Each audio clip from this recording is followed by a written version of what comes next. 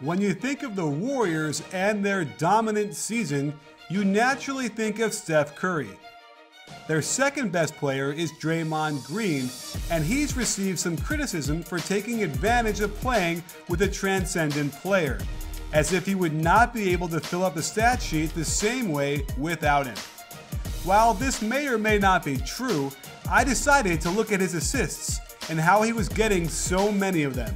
First, let's look at some numbers to give you an idea of how great this season has been so far. Amongst forwards, Draymond is number 1 in the league at 7.5 a game.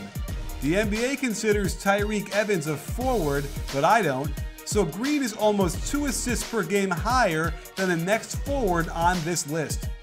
And among forwards that have played at least 20 minutes a game, he's second to teammate Andre Iguodala in assist to turnover ratio. His on-off numbers are also ridiculous, as every major metric improves when he gets on the floor.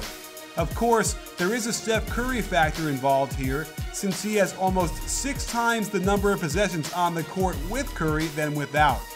However, let's look at the assist numbers when Green is on the court and Curry is not. His assist percentage rockets to almost 38%, while his turnover percentage is at 10.5%. He averages 12.3 assists per 100 possessions, and it's clear that he is the offensive catalyst that makes this team go when Steph goes to the bench. Compare that to what he produces playing alongside Steph, and you can see how stark the difference is. Of course, Steph being on the court means he's going to dominate the ball, but it's simply important to note how much Draymond does in the offense as a facilitator from the forward position, which is one of the keys that makes the Warriors so darn good. Not enough can be said about a team that has a big man that can rebound and then turn up the court to start the fast break. This is so crucial to the Warriors' attack because it allows their wings to sprint to the three-point line without looking back, worried about having to come back for an outlet pass and slow the whole machine down.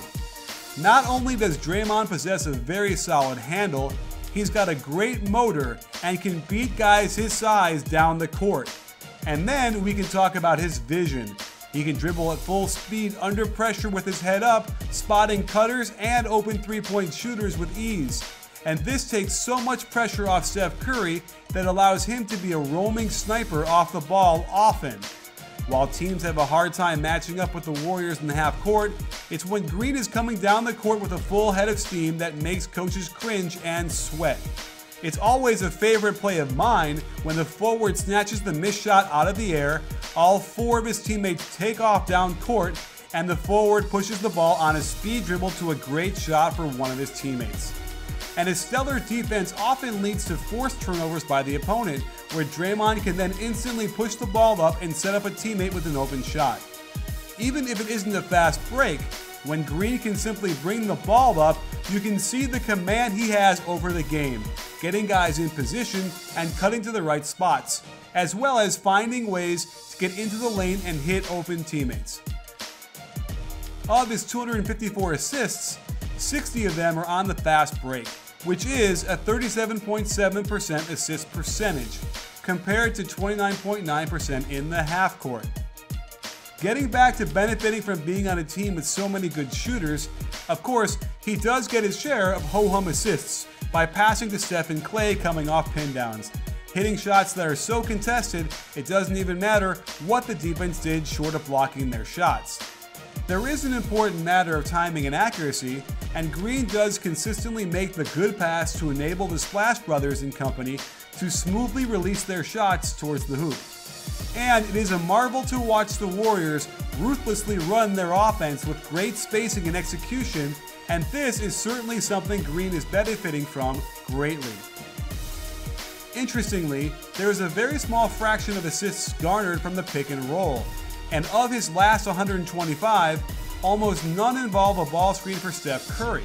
That said, Draymond is very good at attacking to the middle of the floor, and the offensive balance is always so good that he has his pick of scoring passes to make. And he's got very good touch on his lobs, enabling him to find Bogut and teammates for tosses at the rim that they can handle and finish.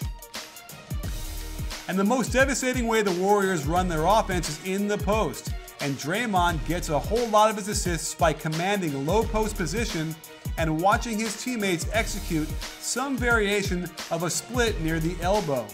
This action is decidedly old school, right from the Princeton and triangle offenses. Yet, it still confounds the defense, who need to deal with the ball being so close to the basket and with great shooters moving and screening to get each other open. But it's not just the three ball they're creating out of this.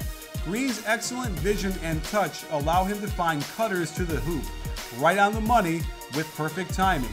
And there hasn't been a defense yet that could stop the Draymond Green low post consistently. As we showed in our three-point breakdown from last week, the three-point shot is much more effective when the pass comes from the low post, and the Warriors benefit more than any other team from running this action. So there you have it, sports fans. This is how Draymond Green has been racking up triple-doubles with his assists. And it's no secret that stopping him from contributing across so many categories is a key to beating the Warriors. But with so many ways for him to create for himself and his teammates, it's hard to picture a team being able to beat the Warriors 4 times out of 7 games.